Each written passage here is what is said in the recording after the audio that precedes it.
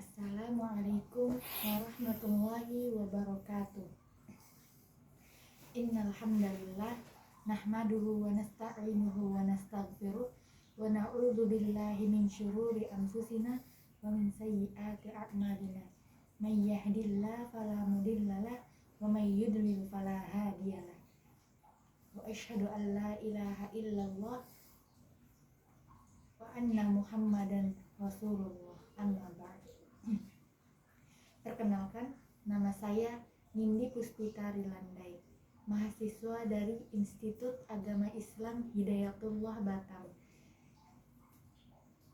Fakultas Tarbiyah Prodi BKI semester 5, yang akan mempresentasikan makalah yang berjudul Sejarah Peradaban Islam pada masa Nabi Muhammad SAW. Dalam pembahasan ini, kita akan mengenal lebih dekat bagaimana Islam tumbuh dan berkembang sejak era Rasulullah hingga menjadi salah satu peradaban besar dunia. Kemudian kita masuk yang pertama, kondisi Jazirah Arab pra-Islam.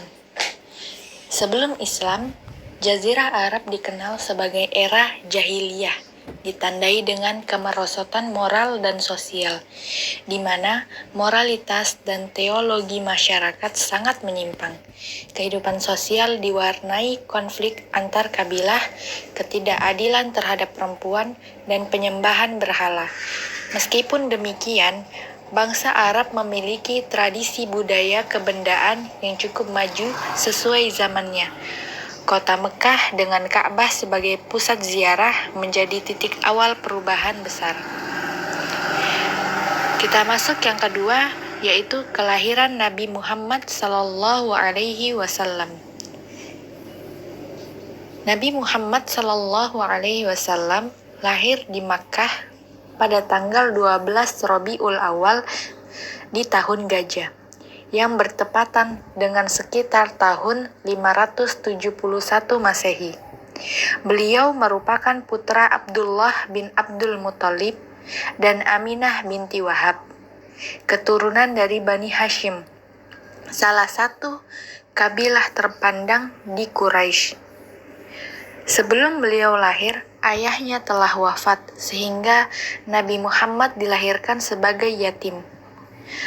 Nama Muhammad yang berarti yang terpuji diberikan oleh kakeknya Abdul Muthalib, sebuah nama yang saat itu tidak lazim di kalangan bangsa Arab.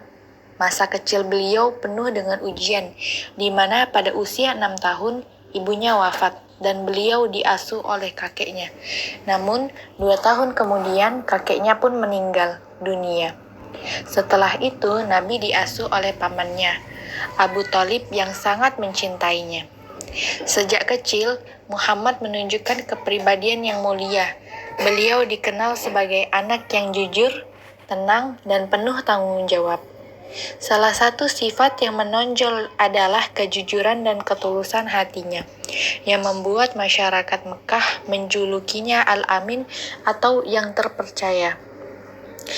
Pada usia 12 tahun, Nabi Muhammad mengikuti pamannya dalam perjalanan dagang ke Syam.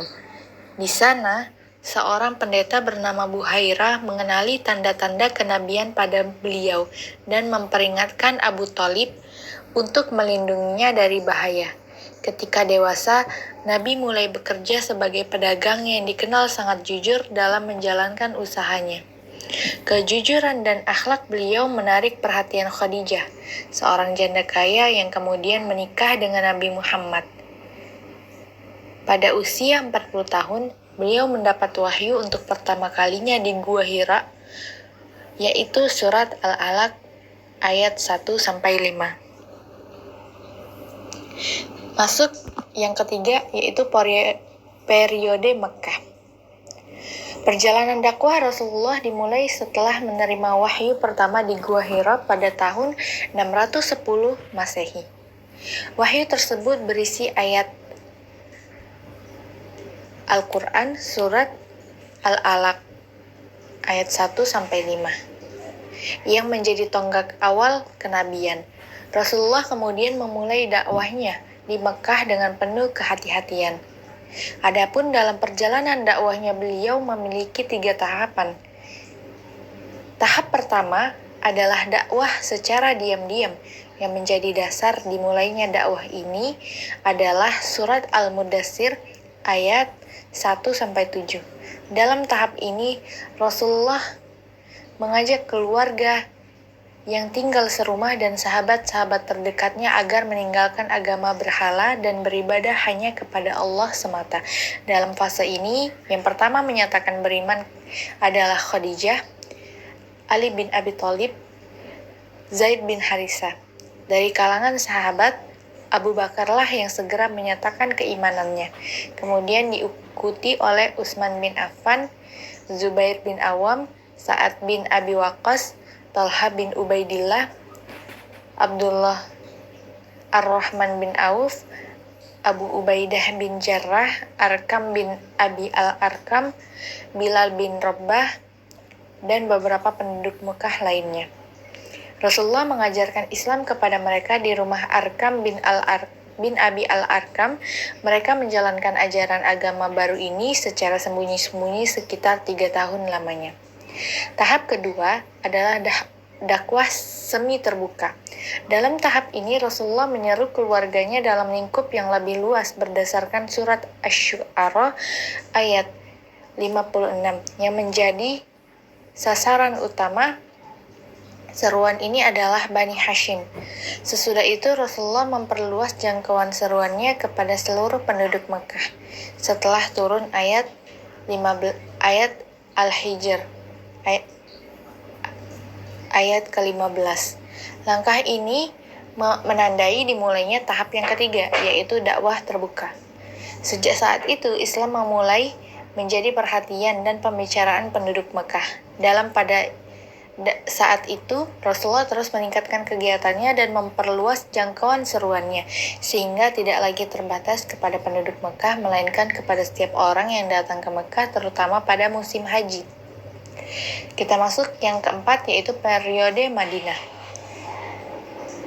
Pada masa Islam Madinah, menurut Darwazah, dimulai 2 tahun sebelum Nabi Shallallahu Alaihi Wasallam hijrah ke Madinah. Kala itu beliau bertemu dengan segolongan masyarakat Madinah yang berasal dari suku Khazraj di Aqabah. Begitu pulang ke Madinah, mereka mengabarkan kepada masyarakat Madinah tentang keberadaan Nabi yang agung yang mereka temui pada saat itu. Pada musim berikutnya, mereka datang secara bersama-sama dari 2 suku Aus dan Khazraj dalam jumlah besar dan berbaiat masuk Islam kepada Nabi Muhammad. Setelah itu dipilihlah dari masing-masing kedua suku itu pemimpin untuk memimpin masyarakat Muslim Mekah untuk hijrah ke Madinah. Hari kepindahan beliau kepada mereka adalah hari yang bahagia hingga mereka ingin Rasulullah menjadi tamunya. Di Madinah, Nabi Muhammad melanjutkan misi dakwahnya dengan baik. Pada periode ini, ada beberapa misi besar yang ia dan umatnya kerjakan, yaitu pertama, pembentukan sistem sosial masyarakat. Yang kedua, piagam Madinah. Yang ketiga, dalam hal politik. Yang keempat, yaitu membangun Masjid Quba. Materi yang kelima yaitu peperangan pada masa Nabi Muhammad. Setelah hijrah ke Madinah, umat Islam tidak hanya membangun masyarakat yang damai, tetapi juga menghadapi ancaman dari berbagai pihak. Demi melindungi umat dan menyebarkan dakwah, beberapa perang terjadi. Yang pertama, Perang Badar. Perang pertama umat Islam melawan Quraisy dengan jumlah pasukan 314 orang, kaum muslimin meraih kemenangan besar melawan 1000 pasukan Quraisy. Kemenangan ini membuktikan pertolongan Allah dan meningkatkan moral umat Islam. Yang kedua, Perang Uhud. Pasukan Quraisy yang ingin membalas kekalahan di Badar berhasil memukul mundur pasukan Islam karena sebagian pasukan Muslim tidak mematuhi perintah Rasulullah. Meski kalah, perang ini menjadi pelajaran penting tentang disiplin dan kepatuhan. Yang ketiga, Perang Khandaq yang terjadi pada tahun 5 Hijriah. Menghadapi koalisi besar Quraisy dan sekutunya, Rasulullah menetapkan Rasulullah menerapkan strategi menggali parit di sekitar Madinah. Strategi ini sukses menghalangi serangan musuh, meskipun Madinah dikepung selama sebulan. Yang keempat, Perang Khaybar, yaitu terjadi pada tahun 7 Hijriah. Umat Islam menaklukkan benteng Yahudi di Khaybar, mengamankan wilayah strategis, dan memperkuat ekonomi umat Islam melalui perjanjian damai dengan penduduk setempat. Yang kelima, Perang Tabuk, yang terjadi pada tahun 9 Hijriah. Perang terakhir Rasulullah SAW melawan ancaman pasukan Romawi. Meskipun tidak terjadi pertempuran langsung, ekspedisi ini menunjukkan kekuatan umat Islam dan mendorong banyak suku Arab untuk masuk Islam. Yang keenam yaitu misi dakwah Nabi Muhammad. Yang pertama, mengajarkan tauhid. Yang kedua, memperbaiki akhlak manusia. Yang ketiga, menjadi rahmatan lil alamin. Kita masuk pada materi yang terakhir, yaitu akhir hayat Nabi Muhammad SAW. Setelah 23 tahun perjuangan dakwah berlalu, tepatnya hari Sabtu, 4 hari sebelum habisnya bulan Zulqa'dah tahun 11 Hijriah, Rasulullah bersama umat muslim bertolak ke Mekah untuk menunaikan ibadah haji. Peristiwa ini kemudian dikenal dengan Haji Wada. Kata wada sendiri berarti perpisahan karena tidak lama setelah itu Nabi Muhammad SAW wafat. Setelah hari demi hari Nabi melalui dengan sederet peristiwa yang mengindikasikan usianya tidak lama lagi. 4 bulan setelah Haji Wada, beliau tutup usia, tepatnya pada hari Senin 12 Rabiul Awal 11 Hijriah, di usianya yang ke-63 tahun lebih 4 hari. Demikianlah pembelajaran kita tentang sejarah peradaban Islam pada masa Rasulullah SAW, dari kelahiran hingga perjuangan beliau dalam menyebarkan Islam. Kita belajar tentang pentingnya kesabaran, persatuan, dan keimanan. Rasulullah tidak hanya menjadi teladan dalam akhlak, tetapi juga pemimpin visioner yang membangun fondasi peradaban Islam yang membawa rahmat bagi seluruh alam.